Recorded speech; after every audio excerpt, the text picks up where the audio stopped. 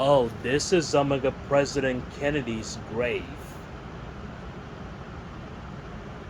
It is, you see the internal flame? It was lit in 1963 and it's been burning ever since. Thank you. Dear Tim and Mulvey, can you tell me about President John F. Kennedy? Thanks, Henry. Well, John Fitzgerald Kennedy was the 35th President of the United States. He served from 1961 to 1963. Right, his presidency was cut short because he was killed by an assassin. But lots of more to Kennedy's story than that. And he was born in 1917 to a wealthy family in Massachusetts. Jack, as he was known, as was the second of 9 children, and some of his family's siblings also had successful political careers. His youngest brother Edward represented Massachusetts in the U.S. Senate for 46 years. His middle brother Robert served as the Attorney General during Jack's presidency as a senator from New York State. His baby brother Edward was assassinated 5 years after his brother during his own run for president. Jack graduated from Harvard and enlisted in the Navy when the World War II broke out. He commanded a small boat patrol in the Pacific, and in August 1943 the ship was wrecked by a Japanese destroyer. Kennedy led the survivors on a 6-kilometer swim to dry land and then risked his life but to be making sure that everybody was rescued. From his heroism, he received the Navy and the Marine Corps Medal. This story helped him enormously when he entered politics in 1946. Yes, he was elected to the House of Representatives that year and to the U.S. Senate in 1952. And in 1956, he published a best-selling book called Profiles in Courage.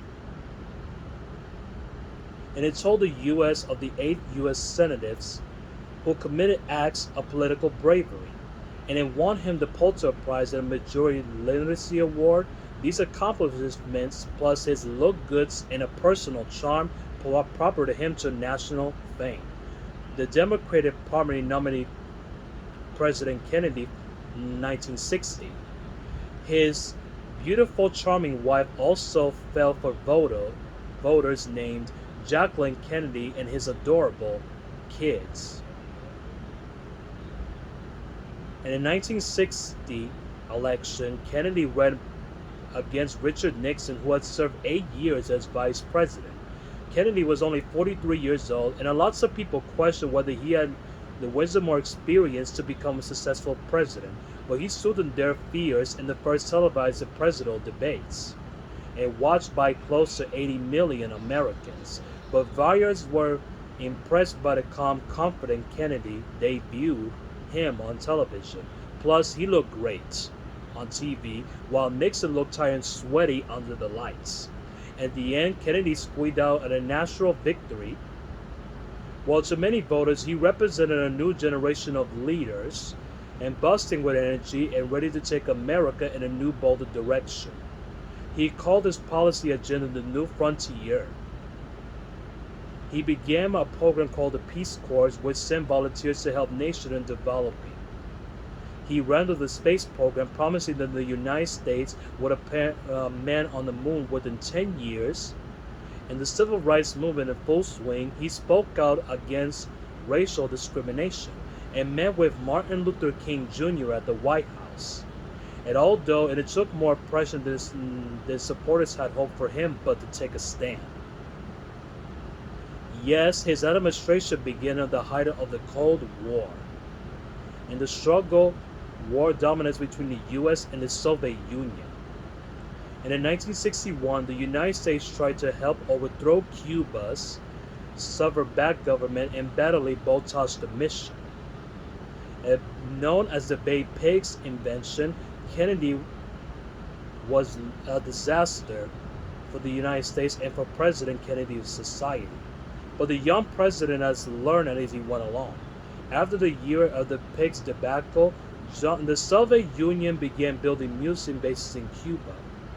From there, they could have launched a nuclear attack on the United States before it had a chance to respond. The situation was unacceptable to the U.S., and the world seemed poisoned on the brink of the nuclear war. But instead of trying another invasion, President John F. Kennedy used the Navy to blockade Cuba that prevented the Soviet ships from delivering supplies. After a tense standoff, the Soviets agreed to remove the missile business. The Cuban Missile Crisis was passed without violence, and it was a major victory for President John Fitzgerald Kennedy. But President Kennedy was killed in Dallas, Texas, before his death on November 22, 1963. He was riding in an open-top car where he was shot and got necked by a sniper. And a man named Levi Oswald was arrested for the crime, and then he was killed just a few days later too. Vice Lyndon B. Johnson took over the 36th U.S. president. Well, it was a true tragic moment in American history, and many people still have questions about why and how it happened. But John Fitzgerald Kennedy continues but to be remembered and as an inspirational figure in the history of the United States. Now, come on, Moby, we got a lot of Washington left to see.